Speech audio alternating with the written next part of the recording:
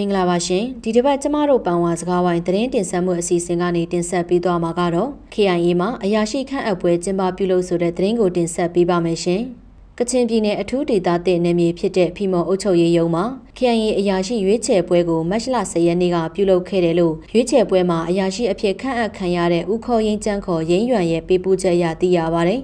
အဆိုပါရွေးချယ်ပွဲကိုရခိုင်ဒေသတည်ငြိမ်ရေးနေချားတပ်ဖွဲ့တို့မှပါဝင်ခဲ့ကြသူတွေဖြစ်တဲ့ဖီမော်ဇလန်ကဘာမှာနူဇွန်ပေါ်ရခိုင်စစ်ကြောင်းမှုကြီးဦးမုံမြော်ထော့ခေါင်ဒုစစ်ကြောင်းမှုဦးဝါအေ NDP ပါတီခေါင်းဆောင်ဦးလီကြတာနောက်တန်းကြောင်းမှုဦးတိုင်းကွေပုံနဲ့တက်ခွဲမှုအဆင့်ရှိတဲ့ KBC မှာဆရာ3ဦးဖြစ်တဲ့ဦးလာခေးတိုက်ပုံဦးလာလီဒင်းကွေဦးလီကျော်ဆောင်လန်းတို့ကနေဦးဆောင်ရွေးချယ်ခဲ့တာဖြစ်တယ်လို့သိရပါတယ်ဒီလိုရွေးချယ်ခဲ့ရမှာ KIA အရာရှိတွေအဖြစ်ဦးလာလီတိုက်ပုံချမ်းနေကြားဆောင်ဦးခေါ်ရင်ကျန်းခေါ်ရင်းရွံနေကြားဆောင်ဦးရီစီလုံးဦးစုံတိတ်ရင်ဦးရင်လန်းကွေဦးတိတ်ချန်းနူ